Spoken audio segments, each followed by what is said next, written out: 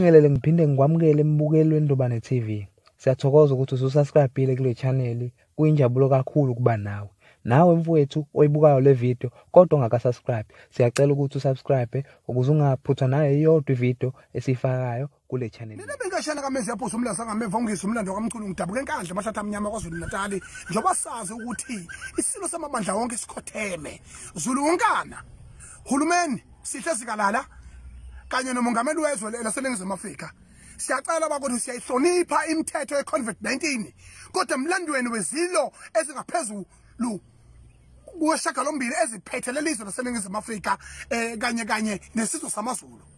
Ngithi ke mina kuyaqala ngqa ukuthi kube khona isilo eAfrika yonkana esiphatha iminyaka engama-50.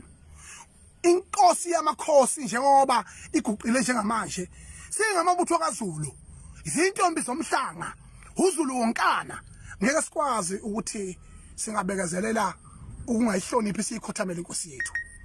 Ngithi kini bafowethu imithetho ye-COVID-19 siyayihlonipha kodwa bengingacela ukuthi kungayinani ukuthi kube khona imango enqunywayo la kuthiwa khona umuntu onechronic angasondeli nomuntu onenkinga ye-age yokuthi ukusukela kule age kuya kule age onesifo esithize semphethe ezingathi mangabe haqwa leli gciwane bese eba nomkhuhlane omandulelisa kweliphakade angasondeli. Ngiyacela ngani zakwethu ukuthi uZulu wonkana intombi zomhlanga njengoba saziyenyokeni sigxobana ziyenyokeni kanye namabutho onke kwaZulu yithuba leli esingasophinde silithole kwaZulu wonkana. Siyacela ukuthi sidedelwe siyohlonipha inkosi yethu emzuzwini wokugcina ngoba indlela esihloniphe ngayo lesisilo esiguqile iyona ndlela eyohlonza ukuthi mhlazana amathonga lelizwe la kwaZulu asikhumbula laphinde labalela kwaZulu kwaqhamuka esinye isilo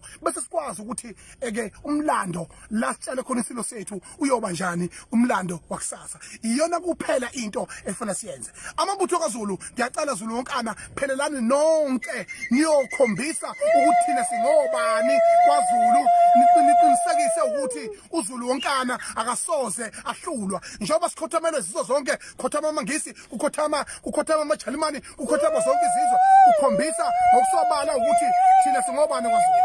Sicela ukuthi njengamanje wonke amabutho kaZulu aphelele inyoko kwanongoma.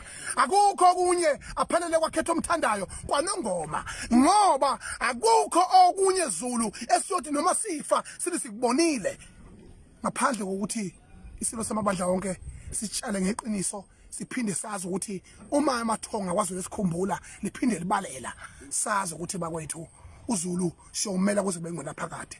Uma sifile sobe sifele iqiniso lokuthi thina singobani kwaZulu.